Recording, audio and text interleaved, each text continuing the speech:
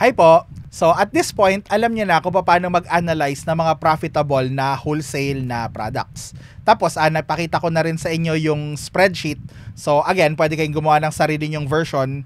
Hindi ko kayo bibigyan ng actual na spreadsheet kasi parang gusto ko na i-customize nyo, kayo mismo yung gumawa, i-customize nyo according to kung ano sa palagay niyo yung mga needs niyo, or pwede niyo sundan yung video kanina, okay lang din naman. Pero naipakita ko naman na sa inyo yung process, kung ano yung ginagawa, kung bakit kailangan yung spreadsheet.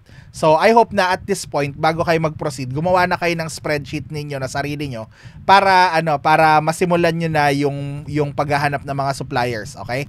So a few tips bago tayo pumunta sa supplier hunting, okay? So una is yun, kagaya nung sa online arbitrage kanina, magfo-focus tayo sa manual or semi-manual na Keepa lang ang gamit natin. And then Google lang ang gamit natin. So kung naghahanap kayo ng mga paggamit ng Helium 10, Jungle Scout or Smart Scout, wala dito 'yon. Hindi ko ibibigay 'yon kasi parang kung ano yung matututunan nyo rito sa mga manual at Keepa na semi-manual or Keepa techniques na ituturo ko. So nyo lang naman, i-import nyo lang, parang ita-transfer over nyo lang sa mga tools na yon. So ang kailangan nyo lang ay pag-aralan nyo na lang kung paano gamitin yung tool na napili nyo, gusto nyo ng Helium 10, Jungle Scout, Smart Scout, whatever. So tingnan nyo na lang doon kung paano sila gamitin, and then kung ano yung mga criteria na binigay ko sa inyo dito. So yun na lang ang i-apply nyo doon. Tapos same pa rin yung opinion ko na na for now, wag mo na kayo masyadong gumastos kahit na meron kayong pambayad. So i-try nyo muna mag-manual para ma-engrain sa inyo yung mga principles mismo. Okay? Kasi minsan, masarap, pampabilis kasi wholesale is about the numbers, okay? So pagka may mga gamit kang tools, mas mabilis ka makahanap ng mga supplier, mas mabilis ka makakapag-analyze ng mga products. Pero kasi para sa akin, parang again, kagaya ng sa OA, pwede na yung Keepa, okay na yung Keepa, pwede na siya.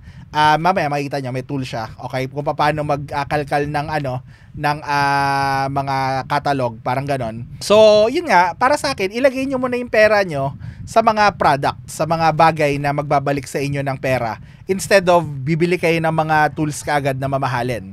So kapag napalaki nyo na at nakita nyo na kung paano smooth na yung process ninyo, so saka kayo kumuha ng mga tools, okay? Tapos another thing na gusto kong i-emphasize dito is kagaya din nung online arbitrage, so marami dito nagagamit lang tayo ng Google. So makikita nyo na yung mga techniques dito sa wholesale ay very familiar. So meron din tayo traditional sourcing dito, meron din tayo reverse sourcing, storefront stocking.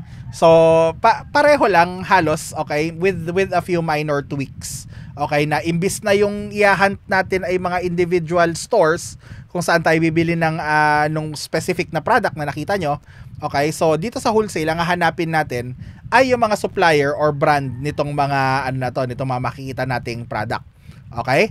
So tapos another thing na gusto kong i-emphasize sa inyo is ang sikreto, again, nabanggit ko na to kanina ng konti, pero gusto ko lang emphasize na it's all about the numbers.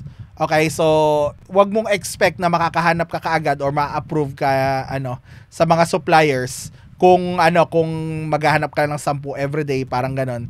Kailangan mo na mag-build ng kung pwede mo i-commit yung sarili mo na makahanap ka ng 100 potential suppliers or products or brands per day.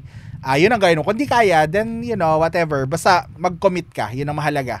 Okay, i-commit mo yung sarili mo na everyday itong number na to yung mahahanap ko ng mga suppliers.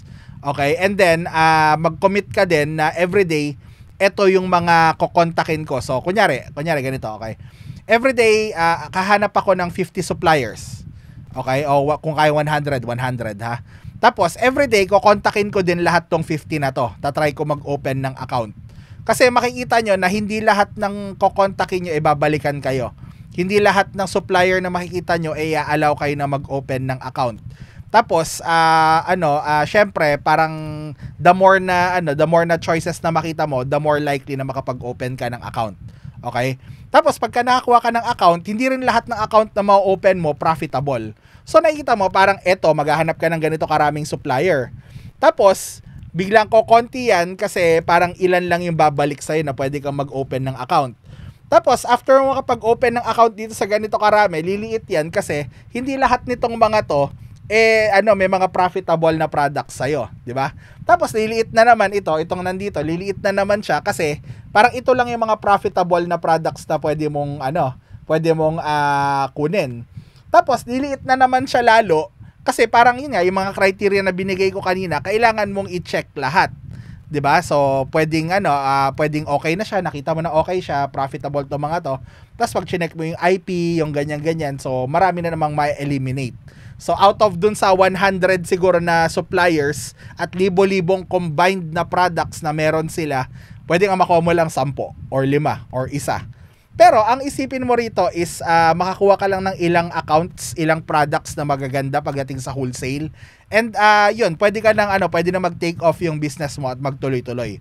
So, again, it's a numbers game, okay? Tapos syempre, mahalaga dito sa wholesale na meron ka ng mga requirements, okay? So, ano yung mga basic requirements na hinahanap ng mga supplier? So, ang palagi diyan hahanapin nila ay yung inyong resale certificate, sales and use tax, seller's permit, resale certificate. Iisa lang yung mga yan, iba-iba lang yung tawag. Okay? So, kailangan yung makakuha ng ganon. Okay? Tapos, next na usual na hinahanap nila ay company. So, yung company actually ay hindi naman kailangang maging LLC, pero yung LLC ay isa sa mga pinaka-common at madaling gawin. Kaya LLC. Pero hindi naman yun lang. So, mamaya, later on, after nito mga sourcing, so yun yung maituturo ko. Pero, yun nga, kailangan yung ihanda na yan para pag nag-contact kayo, makapag-open kayo ng account. Another thing na common na hinahanap nila ay EIN. Okay, so, para makapag-EIN ka, kailangan may company ka. Which is usually LLC. Pero hindi palagi. Mamaya maintindihan nyo, okay? So, yun. Tapos, yung iba, maghahanap ng website. So, mamaya rin, tuturuan ko din kayo ng basics kung paano magkaroon ng website. Basics lang, okay? Kasi hindi ako web developer, okay? Pero, yun, itong mga apat na to, ang usual na hinahanap nila. So, tandaan nyo na kailangan ready ang mga yan. Ngayon, it takes time para mag-apply sa mga to. Okay? It takes time para makagawa ng website, it takes time para makagawa ng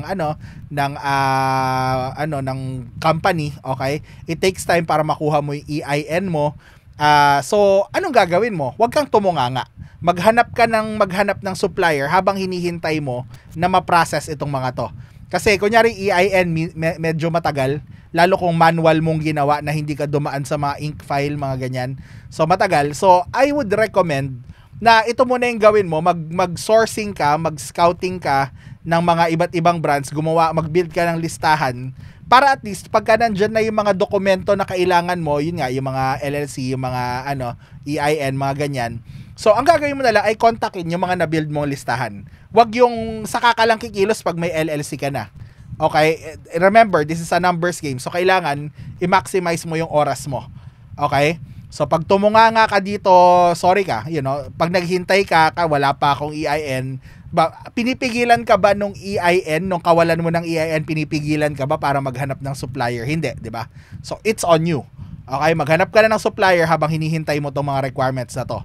Okay? So, tandaan mo mabuti itong mga sinabi ko, ha? So, kung ready ka na, let's go sa ating supplier hunting part or scouting part ng ating ng course na to. Okay? So, I'll see you in the next video. Bye.